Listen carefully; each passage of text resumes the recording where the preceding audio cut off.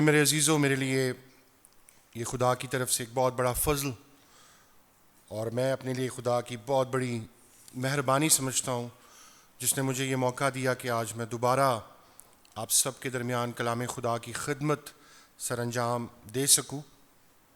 اس کے بعد میں اس خوبصورت انٹروڈکشن کے لیے شاید بہت بڑی بڑی باتیں بھائی نے کہہ دی۔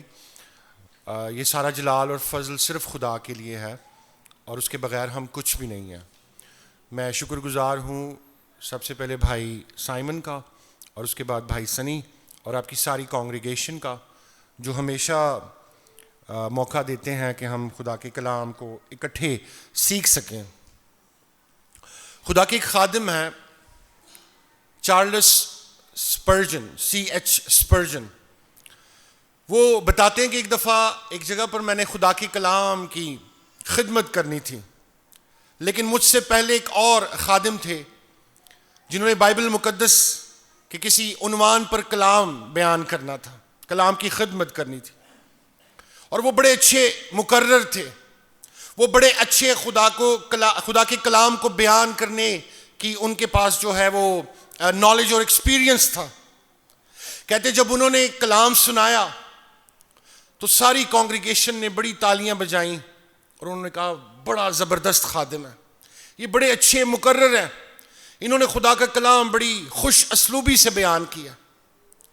کہتے ہیں اس کے بعد جب مجھے موقع دیا گیا اور میں نے کلام سنایا تو مجھے اس بات کی خوشی ہوئی کہ لوگوں نے کہا خدا کتنا عظیم ہے، اس کا کلام کتنا بابرکت ہے، اس کے کلام میں کتنی قدرت ہے۔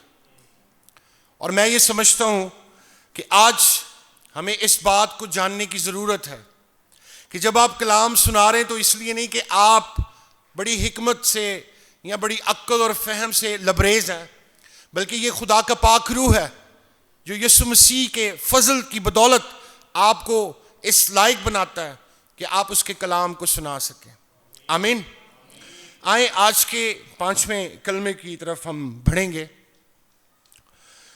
بزرگ مقدس یوحنا رسول کے معرفت خداوند یسوع مسیح کی انجیل، اس کا 19واں باب، اس کی 28ویں آیت سے اس کی 30ویں آیت تک پڑھیں گے۔ بزرگ مقدس یوحنا رسول کے معرفت خداوند یسوع مسیح کی انجیل، اس کا 19واں باب اور اس کی 28ویں آیت سے۔ اس کے بعد جب یسوع نے جان لیا کہ اب سب باتیں تمام ہوئیں تاکہ نوشتہ پورا ہو تو کہا میں پیاسا ہوں۔ وہاں سرکہ سے بھرا ہوا ایک برتن رکھا تھا، پس انہوں نے سرکہ میں بھگوئے ہوئے اسپنج کو زوفے کی شاخ پر رکھ کر اس کے منہ سے لگایا۔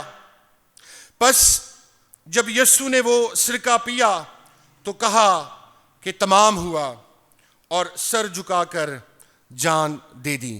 کلام خدا کا پڑھا، سنا اور سمجھا جانا ہم سب کے لیے باعث برکت ہو۔ مسیح میں میرے عزیزو، جب آج ہم اس کلمے اور اس اقتباس پر غور کرنے جا رہے ہیں تو سب سے پہلے ہم اس کے کانٹیکسٹ کی طرف بڑھیں گے۔ ہم آج روایتی طور پر جس طرح صلیب کے اس سارے راہ کلوری کو اور گتسمنی سے لے کر صلیب تک کے سفر کو بیان کیا جاتا ہے، ہم تھوڑا سا اس سے ہٹ کر اس کے کانٹیکسٹ میں جائیں گے۔ اور میں آپ کو بتاتا چلوں کہ جب مقدس یوحنا رسول پاک روح کی تحریک کے ساتھ اس انجیل کو لکھ رہے تھے تو یہ 90 سے 100 کی دہائی کے اندر اس کو تحریر کیا گیا۔ یہ لفظ جو ہے میں پیاسا ہوں، اس کے لیے یونانی لفظ استعمال ہوا ہے ڈپسو، اور انگلش میں اس کے لیے جو لفظ استعمال ہوا ہے آئی تھرسٹ۔ بہت سارے عقائد اور بہت سارے مسلک اور بہت ساری ایسی بائبل کے خلاف کانگریگیشنز اور ایسی سوچیں پائی جاتی ہیں جو یسوع مسیح کی الہی شناخت پر تو ایمان رکھتے ہیں، لیکن وہ یسوع مسیح کی جسمانی شناخت کو جو ہے وہ اس کے منکر ہیں اور اس کا انکار کرتے ہیں۔ لیکن بائبل مقدس ہر لحاظ سے اس بات کا ایمانداروں کو یقین دلاتی ہے، اور بائبل کے جتنے قاری ہیں ان کو بائبل کا یہ پیغام ہے کہ یسوع مسیح با یک وقت ایک کامل خدا اور ایک کامل انسان تھے۔ میں جب اس کانٹیکسٹ کو پڑھ رہا تھا، میرے آگے بہت سی چیزیں ایسی مجھے سیکھنے کو ملی۔ جب ہم یوحنا کی اس انجیل کو پڑھتے ہیں تو اس کا جو مین میسج ہے وہ یہی ہے کہ یسوع مسیح خدا تعالیٰ کا وہ کلمہ ہے جس نے جسم کی صورت اختیار کی، اور جب آپ اس انجیل کے پہلے باب کی پہلی آیت کو پڑھتے ہیں تو وہاں پر پہلا پیغام کیا ملتا ہے؟ ابتدا میں کلام تھا۔ بزرگ یوحنا جس دور میں اور جس حالات سے گزر رہے تھے، خدا کے پاک روح نے بیک وقت انہی حالات کو اور انہی وقت کے جو آڈینس تھے ان سے مخاطب ہونے کے لیے ان الفاظ کو تحریر کروائے۔ ہم تھوڑا سا آگے چلتے ہیں مقدس یوحنا کی انجیل کے پہلے باب کی 14ویں آیت میں، تو لکھا ہے، اور کلام مجسم ہوا اور فضل اور سچائی سے معمور ہو کر ہمارے درمیان رہا، اور ہم نے اس کا ایسا جلال دیکھا جیسا باپ کے اکلوتے کا۔ میں جب اس کانٹیکسٹ کو پڑھ رہا تھا تو دوسری صدی کے آغاز کے اندر کچھ ایسی تحریکیں جنم لے رہی تھیں، کچھ ایسی بدعات جنم لے رہی تھیں جو بائبل مقدس کے خلاف ان کی تعلیمات تھیں۔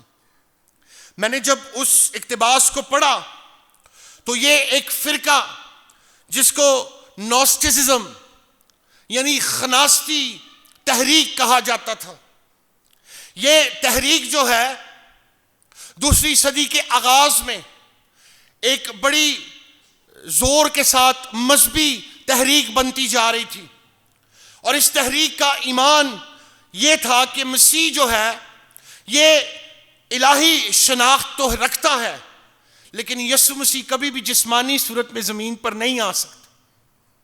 ان کا ماننا تھا کہ یہ دنیا جو مادی ہے، یہ فانی دنیا جو ہے، یہ گناہ سے بری ہے، اور جسم بھی ایک مادی حصہ ہے، تو خدا کبھی بھی ایک جسم میں جو پاک ہے وہ اس میں نہیں آ سکتا۔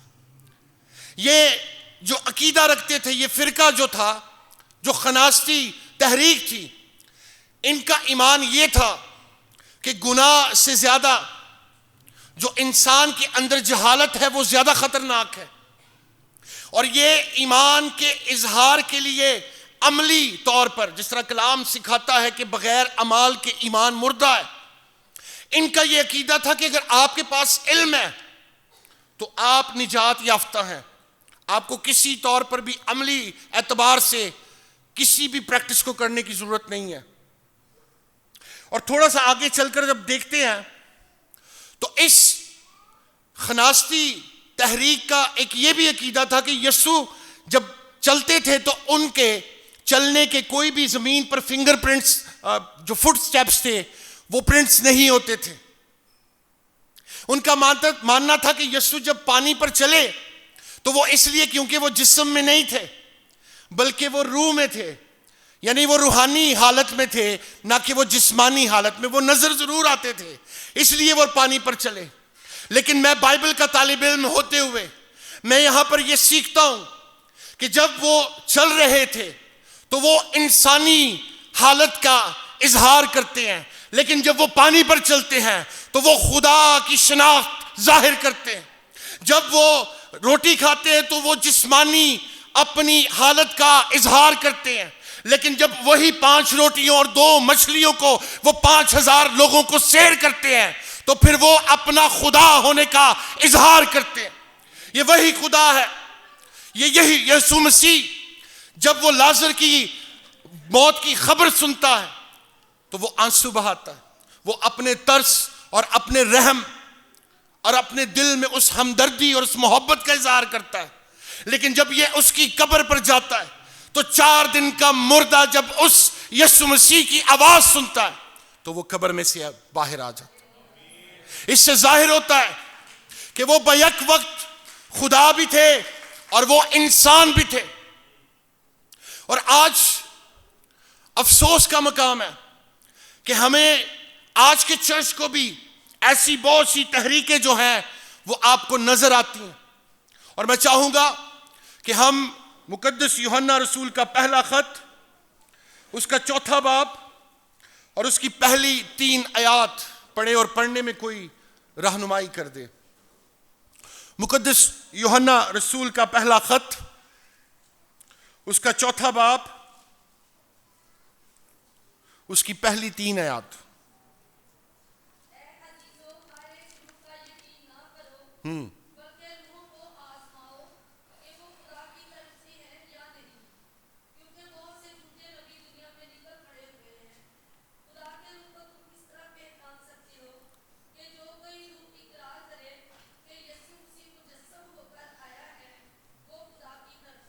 یس،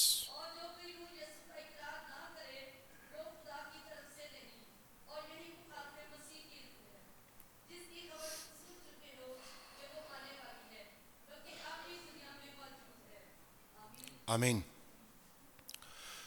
مقدس یوحنا جب خدمت میں تھے، یعنی کہ وہ جب خدمت سر انجام دے رہے تھے، تو 3 صدی کے اندر اس خناستی گروپ نے کھل کر اپنا اظہار کیا، اور ان کا کہیں نہ کہیں کچھ یہودی ایسے سوچ رکھنے والوں کے ساتھ بھی کانٹیکٹ تھا جو یہ سمجھتے تھے کہ الہی رازوں کو جاننا، علم پر فوقیت دینا، علم کو سمجھنا، یہی انسان کی نجات کا سبب ہے۔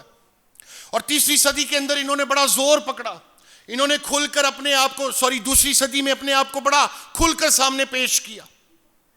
لیکن مقدس یوحنا اس بات کو بار بار ظاہر کرتے ہیں کہ یسوع مسیح جو تجسم الکلام ہے، یعنی وہ خدا کا وہ کلمہ ہے جس نے جسم کی صورت اختیار کی، وہ بیک وقت خدا بھی تھا اور وہ بیک وقت انسان بھی تھا۔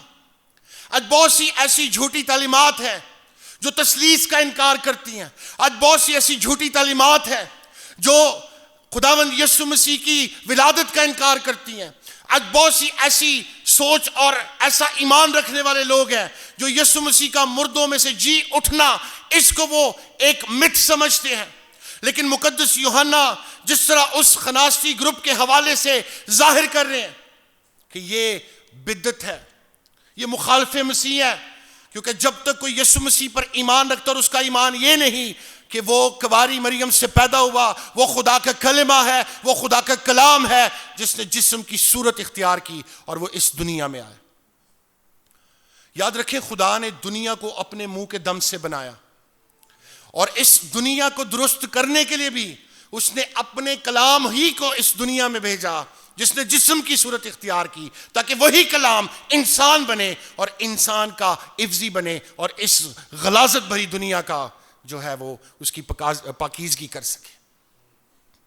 میں جب دیکھ رہا تھا بزرگ تموتیس، جس کو مقدس پولس رسول، جب وہ افسس کی کلیسیا میں وہ خدمت کر رہے ہیں اور اپنے لاسٹ ایپسٹلز میں سے، یعنی اپنے خطوط میں جب انہوں نے جیل کے اندر سے لکھے تو انہوں نے بھی تموتیس کو اس بات کی تلقین کی، کیونکہ اس وقت بھی بہت سے افسس کے اندر جھوٹے نبی تھے جو جسمانی خواہشات کو اپنی فوقیت سمجھتے تھے اور وہ بائبل کے خلاف اس کو نہیں جانتے تھے۔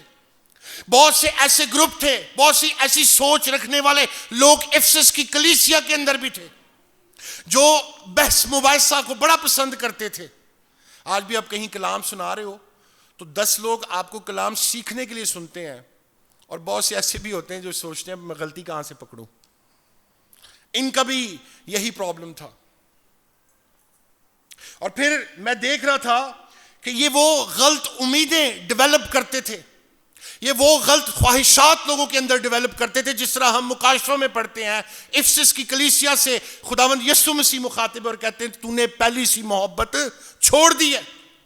اور جب تموتیس کو بزرگ پولس رسول گائیڈ کر رہے ہیں خطوط میں سے، تو جب اس کا دوسرا تیموتھیوس کے 3 باب کی 16ویں آیت پڑھتے ہیں تو وہاں لکھا ہے ہر ایک صحیفہ جو خدا کے الہام سے ہے.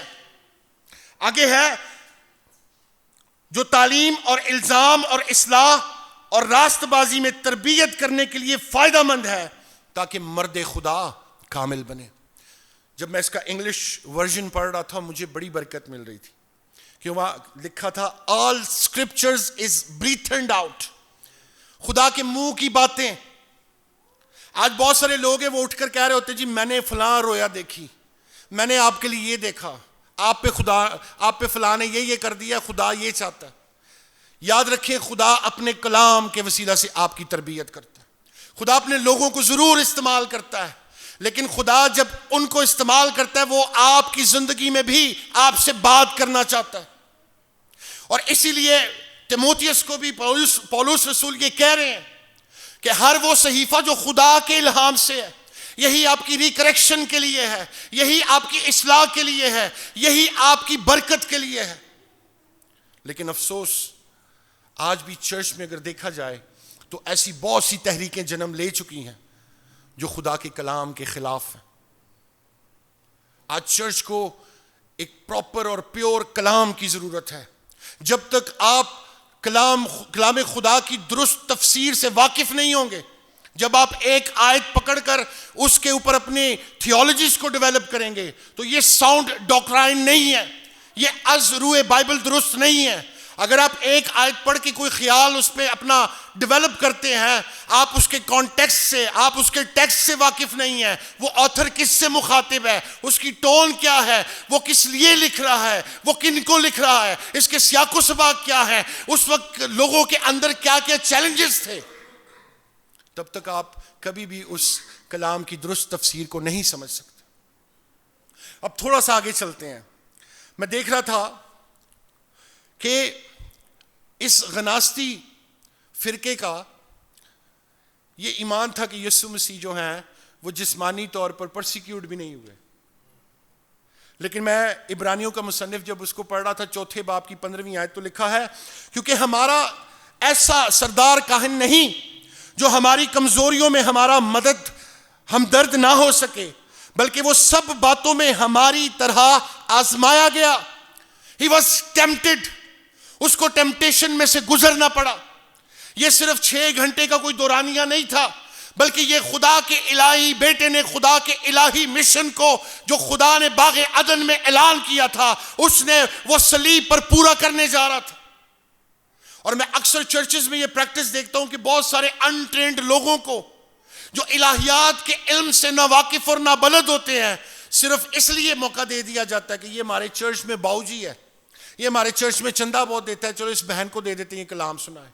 اور وہ ایسی غلط اور الٹی تفاسیر پیش کرتے ہیں کہ دل پریشان ہو جاتا ہے. اکثر آپ نے سنا ہوگا کہ یسوع مسیح جب مصلوب ہو رہے تھے تو اس وقت اندھیرا کیوں ہو گیا تھا. زیادہ تر لوگ پتہ کیا کہتے ہیں, باپ اپنے بیٹے کو نہیں دیکھ سکتا تھا, جبکہ باپ کی مرضی یہ تھی کہ اس کا بیٹا ہم سب کے لیے قربان ہو. ایسے کیسے ہو سکتا ہے؟ اسی طرح جب ہم اس کلمے کو آج سیکھ رہے ہیں تو ہم اکثر لوگوں کو میں نے سنا ہے میں پیاسا ہوں, یعنی یسوع پیاسا ہے. وہ کہتے ہیں جو یسوع روحوں کا پیاسا ہے. رانگ ڈاکٹرائنز, رانگ تھیولوجیز, اور یہی سوچیں آج چرچ کو برباد کر رہی ہیں. آج بہت سارے لوگ ہیں جو چرچ کے اندر ڈانس کر رہے ہوتے ہیں. آج بہت سارے چرچز ہیں جہاں پہ وہ کام کیے جاتے ہیں جو بائبل کے مطابق نہیں ہے. خدا کے حضور میں بیٹھنا اس کے ایک اپنے قواعد و ضوابط ہے. فضل کا مطلب یہ نہیں ہے کہ آپ کے دل میں جو چاہے آئے, آپ کو لائسنس مل گیا آپ مرضی کریں, آپ ناچیں بھی, آپ ڈانس بھی کریں, آپ شارٹ بھی پہنیں, اور کیا ہے جی فضل کا دور ہے. نو, یہ خناستی گروپ کیا تھا؟ یہ اپنی تشریحات کرتے تھے. افسس کی کلیسیا کا مسئلہ کیا تھا؟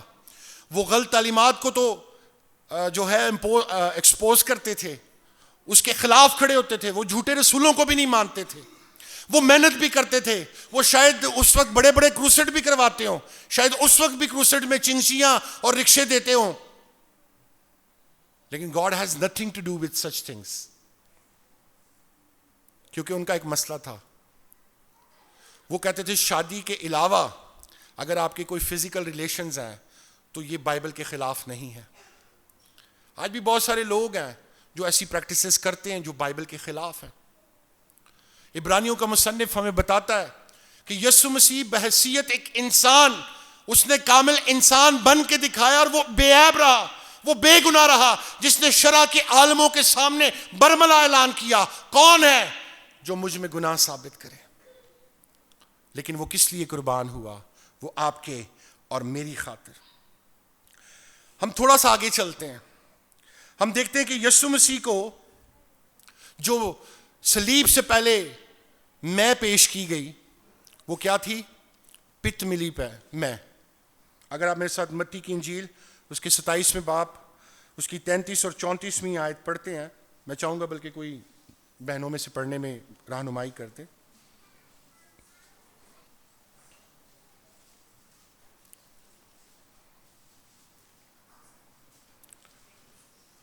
27 باب اس کی 33 اور 34ویں آیت.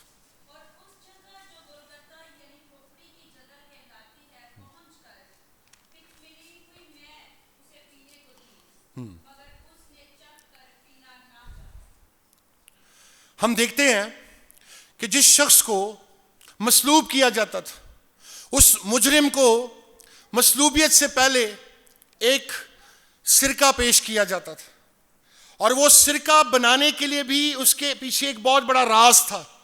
اس وقت یہودیوں کے اندر کچھ ایسی امیر خواتین تھیں جو اس مے کو، اس محلول کو تیار کرتی تھیں، اور اس کے اندر جو ہے وہ مر تیار کی جاتی تھی.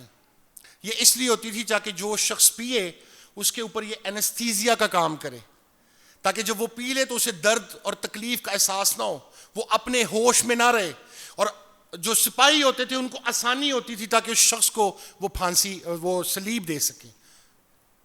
یسوع مسیح کو بھی اس کی صلیب پر جو ہے اس کے ہاتھوں پاؤں میں کیل ٹھونکنے سے پہلے یہ مے پیش کی گئی، لیکن اس مے میں مر کے ساتھ ایک اور چیز شامل تھی، وہ تھی پت.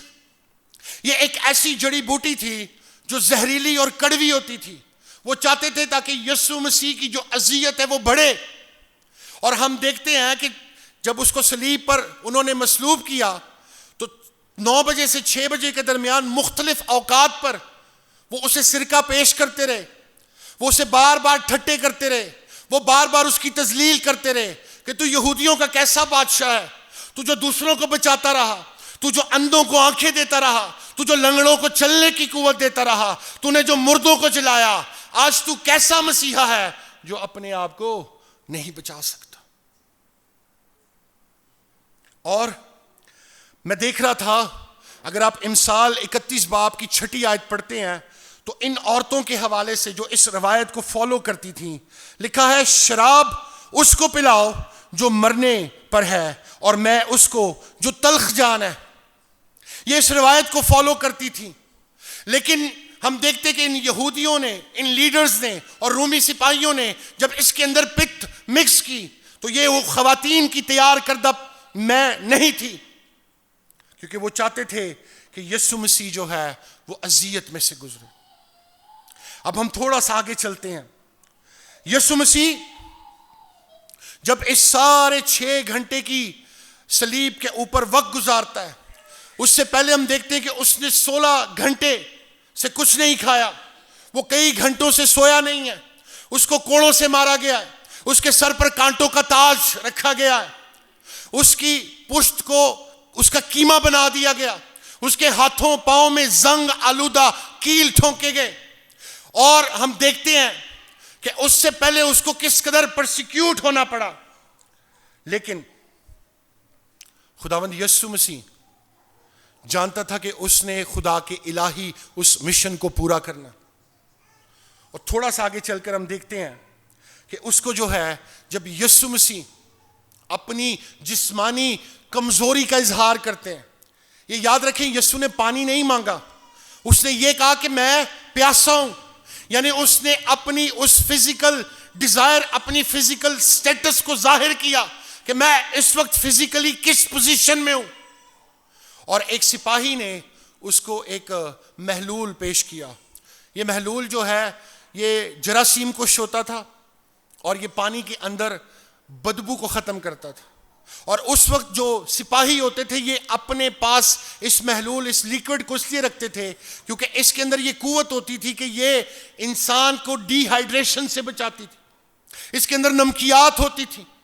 یسوع مسیح جو ہے جب کہتے ہیں کہ میں پیاسا ہوں تو ایک سپاہی جو ہے وہ کیا کرتا ہے, اسپنج کو بھگوتا اور زوفے کی شاخ کو اس کے اوپر لگا کر خداوند یسوع مسیح کو پیش کرتا. اور زوفہ پتہ کس لیے استعمال ہوتا تھا؟ ہم جب دیکھتے ہیں کہ مصر کی غلامی سے جب قوم بنی اسرائیل نے نکلنا تھا تو انہوں نے اپنے گھروں کے چوکھٹوں کے اوپر خون لگایا تھا اور وہ خون انہوں نے اسی زوفے سے لگایا تھا.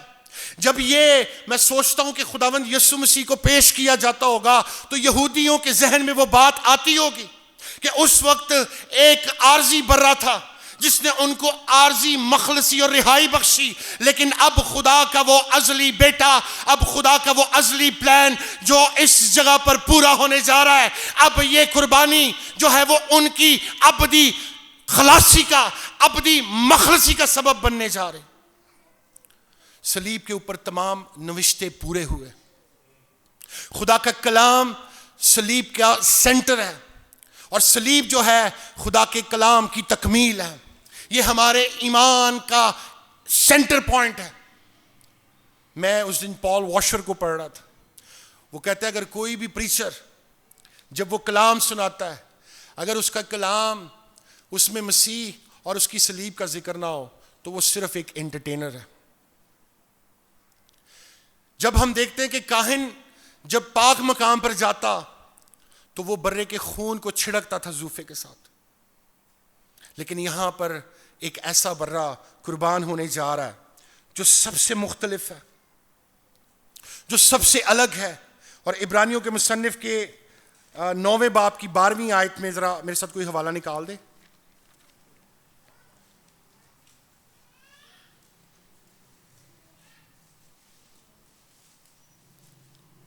9ویں باب کی 12ویں آیت.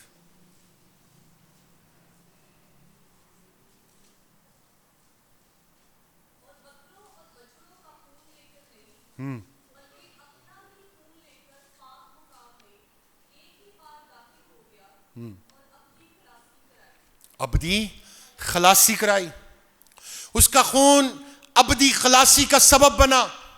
اس کا خون آپ کی اور میری نجات کا سبب بنا. اس کا خون انسان اور خدا کے درمیان ٹوٹے ہوئے رشتے کو بحال کرنے کا سبب بنا. اور ہم دیکھتے ہیں کہ یسوع مسیح نے جب یہ کہا کہ میں پیاسا ہوں, اس وقت یسوع مسیح ٹوٹلی فزیکلی ڈی ہائیڈریشن میں تھے. وہ فزیکلی ان کا جو منہ ہے وہ خشک ہو چکا تھا. اور میں دیکھ رہا تھا زبور نویس جو ہے اس کے 59ویں زبور کی 21ویں آیت میں لکھا ہے, انہوں نے مجھے کھانے کو اندرائن بھی دیا اور میری پیاس بجھانے کو انہوں نے مجھے سرکہ پلایا. اور تھوڑا آگے چل کر زبور 22 اور اس کی 15ویں آیت میں ہم دیکھتے ہیں, میری قوت ٹھیکرے کی مانند خشک ہو گئی اور میری زبان میرے تالو سے چپک گئی. یسوع مسیح جو اس وقت فزیکلی ڈی ہائیڈریشن میں تھے, جو اس وقت اپنی فزیکل سٹیٹس کو ظاہر کر رہے کہ میں پیاسا ہوں, کیونکہ اس وقت یسوع مسیح کو ضرورت تھی کہ وہ ایک بلند آواز میں فتح کا اعلان کریں, وہ ایک بلند آواز میں خدا کے اس منصوبے کی تکمیل کا اعلان کریں. لیکن ان کو ضرورت تھی, ان کی زبان ان کے تالو سے چپک چکی تھی. جب آپ گتسمنی باغ سے کوہ کلوری تک کے مقام کو پڑھتے ہیں, کتنا سفر, کتنی بھاری صلیب, کتنی مار کوٹ, کتنا جسم سے خون اور پسینہ بہا, وہ اس حالت میں بھی جب وہ 6 گھنٹے گزر چکے ہیں کہ وہ صلیب پر ہے. اب اسے ضرورت ہے کہ جس پیالے کے لیے وہ تیار تھا پینے کو, اکثر لوگ کہتے ہیں یسوع مسیح نے جب کہا تھا کہ اگر تو چاہے تو یہ پیالہ مجھ سے ٹل جائے, وہ صلیب کی طرف اشارہ نہیں تھا. بیسیکلی ابلیس چاہتے ہی نہیں تھا کہ یسوع مسیح صلیب تک پہنچے, کیونکہ صلیب پر موت ابلیس کی اور موت کی موت ہوئی تھی. اس لیے کلام میں لکھا ہے اب موت تیرا ڈنک کہاں رہا، موت فتح کا لقمہ بن گئی۔ یسوع مسیح نے اب اعلان کرنا تھا، اور جب اس نے اس سرکے کو جیسے ہی پیا اس کے بعد اس نے کہا تمام ہوا، فنشڈ۔ خدا نے جس منصوبے کے لیے اپنے بیٹے کو اس دنیا میں بھیجا تھا، اس نے ہر طرح سے آزمائے جانے کے بعد، اس نے ہر طرح کی پرسیکیوشن، اظہار رسائیوں کو دیکھنے کے بعد، 30 سال تک ایک انسان کی عام زندگی گزارنے کے بعد بھی اس نے ہر طرح سے اپنے باپ کے اس پلان کو پورا کیا۔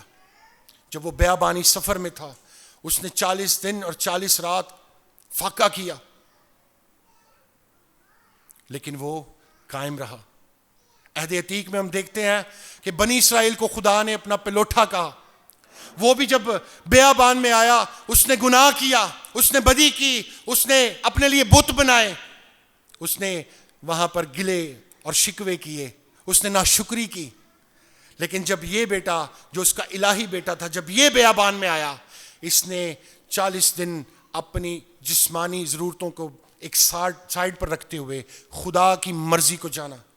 میں سوچتا ہوں اگر قوم بنی اسرائیل بھی 40 دن روزے میں ٹھہرتی تو یہ شاید 40 سال کا سفر نہ بنتا۔